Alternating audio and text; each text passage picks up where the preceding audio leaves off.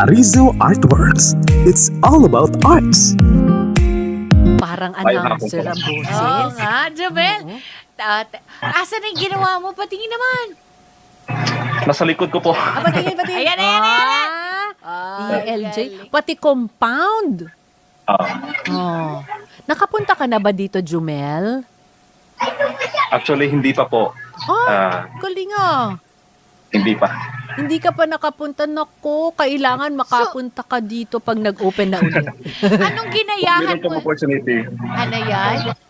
Kung meron pong opportunity po, ma'am. Kung merong opportunity, that's correct. Eh, Yes, Jomel, po. anong ginayahan mo dito? Mm-mm. Actually po, ma'am, noong year 2000, that was first year pa po ako, ay dahil hilig ko po ang singing, kasi hindi lang po ang paggawa ng miniature ko po ang ginagawa ko po.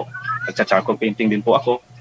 Kaya yun, nang dahil sa hilig ko po ang singing, naisipan ko pong gumawa ng isang ABS-CBN miniature. Ang rason ko po dito dahil mahal ko po ang ABS-CBN at para din po ay kahit hindi po ako nakapunta doon ay para na din po ako nakapunta doon kapag nakikita ko po ang miniature po ito.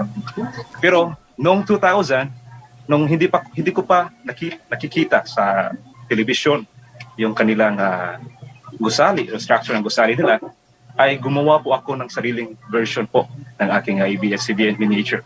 Pero noong 2001, nung ipinakita sa television yung kanilang structure ng gusali po nila, ito po'y agad kong binago at kinopya ang original na structure po nito.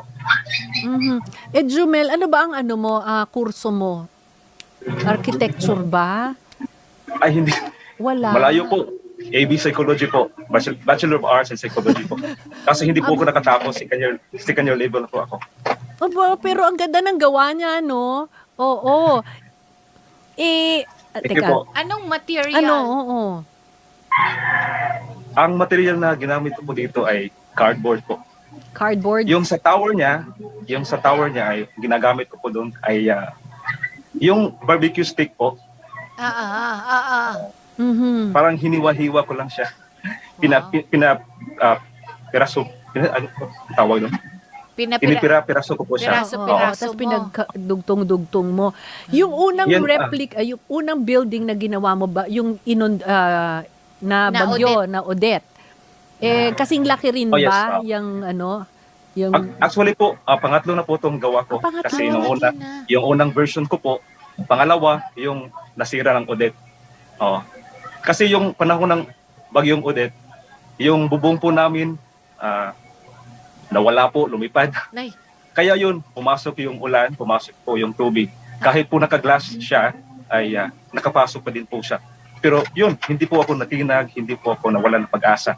Kasi yung ABS-CBN miniature ko po ay part na po siya sa aming tahanan at kapamilya na po siya. At ito po yung nagbibigay kulay po sa aming tahanan.